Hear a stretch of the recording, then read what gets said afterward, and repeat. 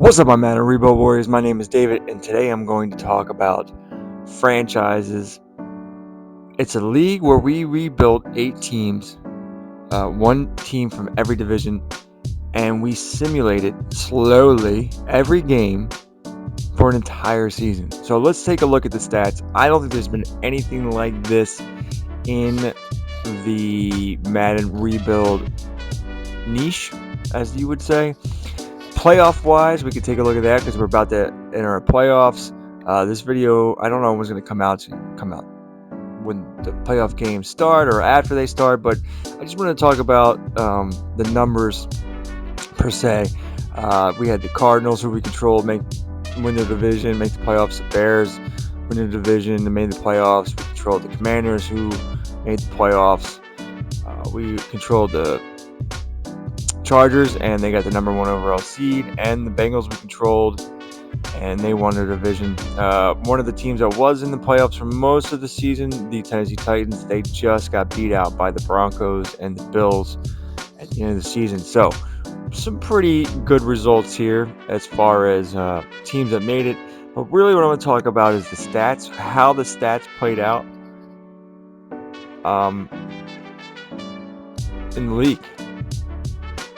Now, the one thing I'll say is passing wise, we had 2 5,000 plus yard passing leaders.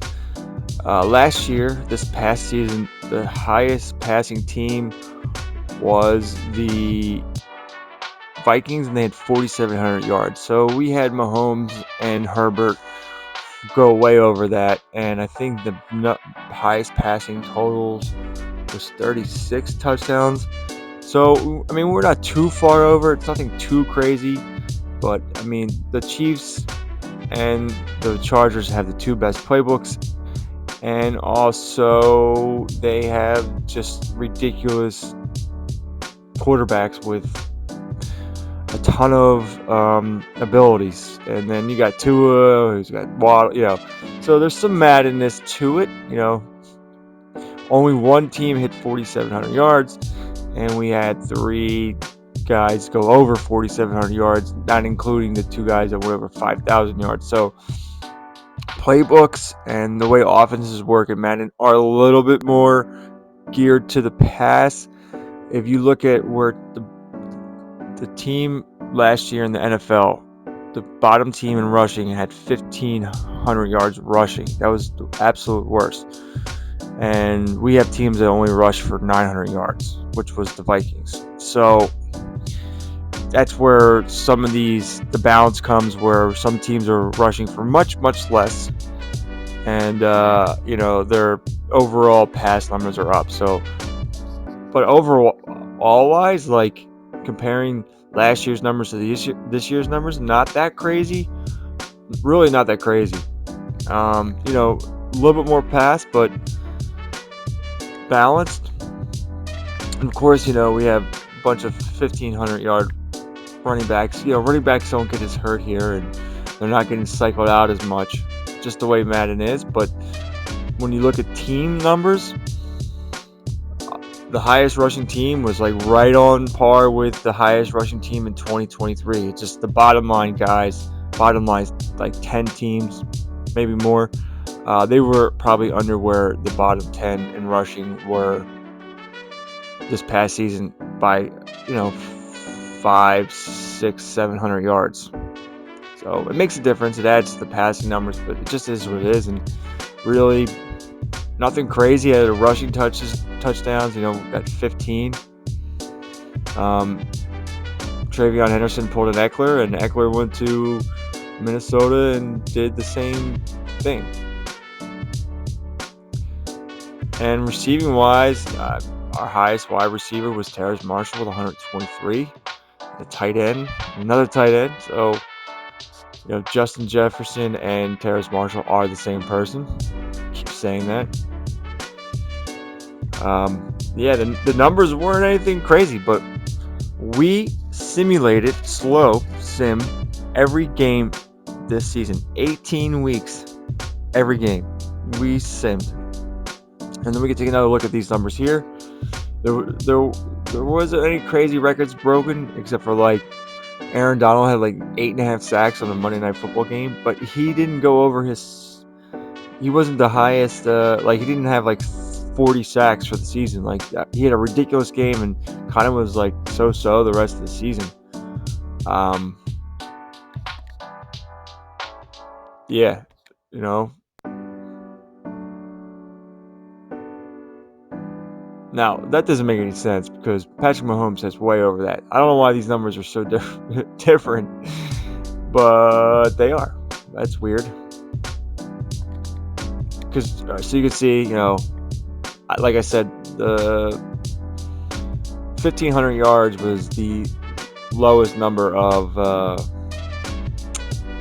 yards rushed for the bottom team in the league in 2023. So definitely these numbers are low here, and that makes these numbers a little bit higher.